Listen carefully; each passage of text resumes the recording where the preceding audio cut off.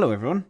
Before we get started today, I wanted to let you know, especially if you are one of my loyal listeners that is looking for a little bit more, I've created a paid subscription option for the podcast for 99 pence per month. On top of this being ad-free and just purely being the essence of the episodes, I will be doing bonus episodes, some personal update episodes, and we'll also include any information, invites into any virtual workshops or online things that I do in the future. So if you fancy it, check out the show notes below with the link and enjoy the show.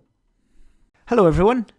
Before we start with today's episode, I would like to invite you to join me for my weekly newsletter every Sunday called Sunday Thoughts.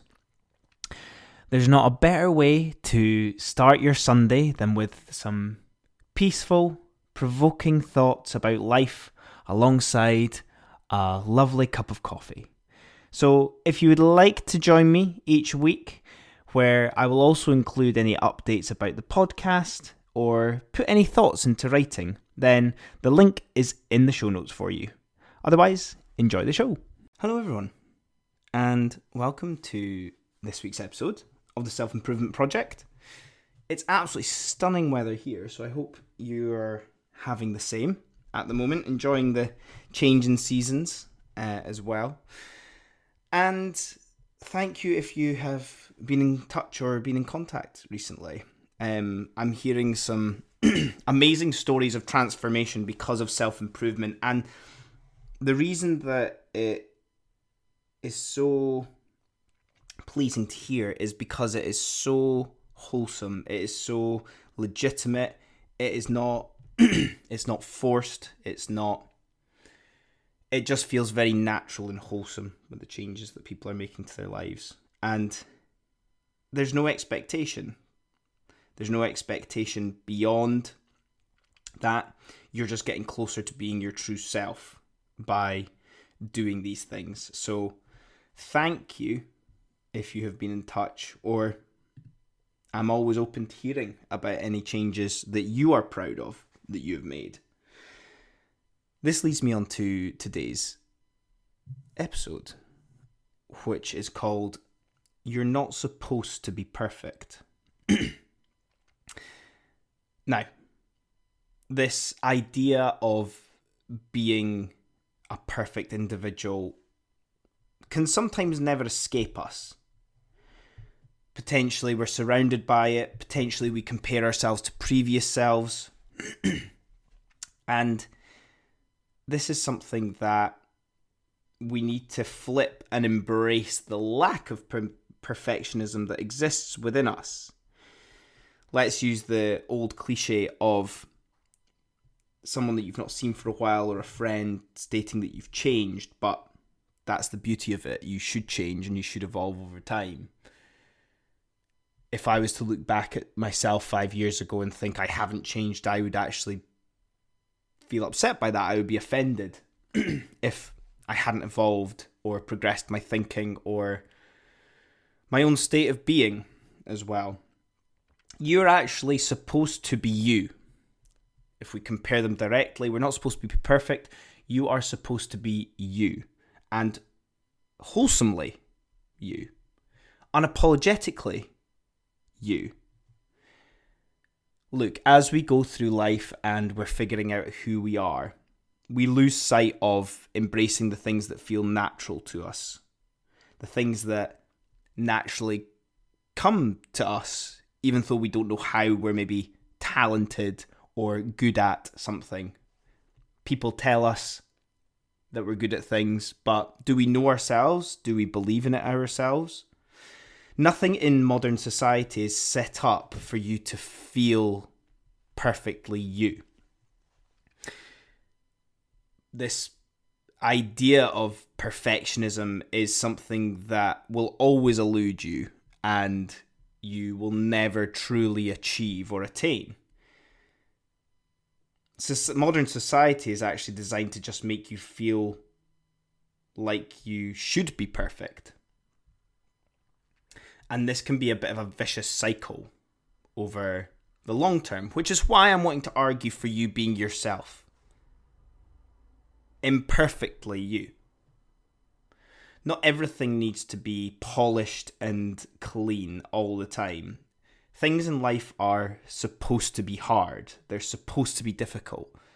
A bit of graft physically and mentally can actually be way more satisfying than anything that you could ever buy. It comes back to that classic argument over or between earning something and buying something.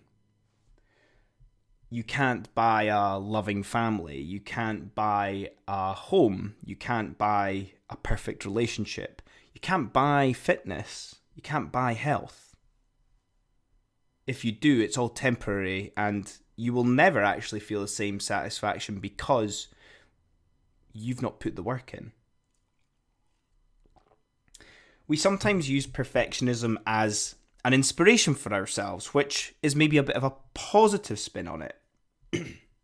But perfectionism for you actually comes from doubling down to being you, to being yourself, because nobody out there can ever be as good as you being you.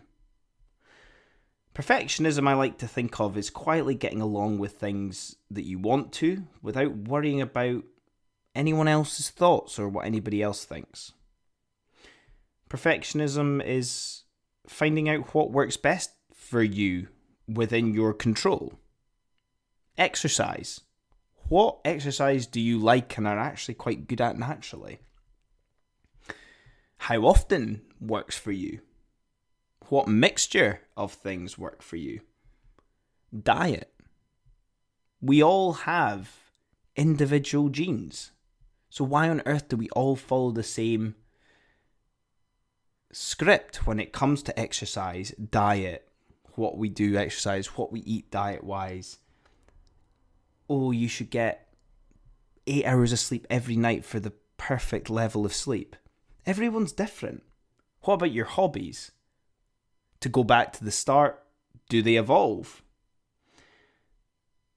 Again, the beauty of this imperfection side of things is that only you can discover those things and do them in your own way.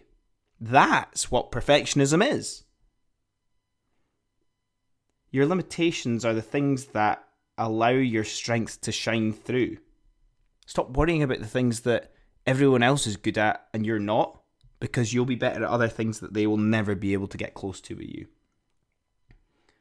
As I said before, nobody can be better at being yourself than you. Everybody has their weaknesses, but we spend too much time obsessing over them rather than finding flow in the things that we're actually great at. Flow can, similar to happiness, can be described as this unattainable thing that is really hard to get. But if you're actually doing the things that you're good at often, then surely finding flow and happiness is easier, no? For instance, I really enjoy playing football. I play it when I want, on my own terms, and focus on the things that I'm good at when playing. And without a shadow of a doubt, I find flow every time I play. What's an example that you could think of for yourself? How would you fit it into your day or into your week? No wonder we can feel so unhappy in our lives when we're prioritizing work for a third of our lives, and whenever we have free time, we end up prioritizing social occasions too often. Considering that both of these things are not designed for humans to thrive in. Look, we get benefits out of work through mastery and progress and pushing ourselves out of our comfort zone. Social occasions are wonderful for catching up with people in a form of escapism from the stresses of real life and actually just enjoying the company of others. But when we have those two things combined and no time to find the things that we're really good at that can bring us so much joy in life, then do we really know how to live? Like I said, they can be forms of escapism that can be useful at stages, but let's think about balance here. Are we doing enough of the things that we're naturally good at and that we enjoy to help us live an imperfectly wholesome life? Or are we doing the things that everybody else in society is telling us to do and we're just copying that, falling into that trap? And that's us today. So how can you be more of yourself in a way that's not perfect to the world, but it's perfect to you? How can you eliminate or eradicate the things that in your life just now don't bring you much joy, but percentage-wise of your life you spend worrying, thinking, or striving for? What are some of the imperfect things about you that actually make your life worth living, make you interesting? What are some of the things that you could discover after listening to this that you want to explore more, that you have curiosity around, that might help improve your peace of mind and happiness day to day? What do you think? Let me know.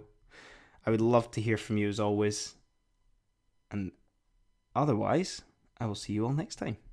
Cheers. Hey guys, me again. I hope you enjoyed that episode. And if you're not ready for the Becoming Unstuck in 30 Days self-led course quite yet, why don't you try my free ebook I created? 5 simple steps to improve yourself and your life. I made this during the very first lockdown of the pandemic, in the early days of the self-improvement project. It's a quick go-to when you're feeling unsure what to work on when improving yourself or your lifestyle. And the great starting point if you're trying to figure out how to live a more fulfilling and simple life. The link for this will be in the show notes for you. Have a good one.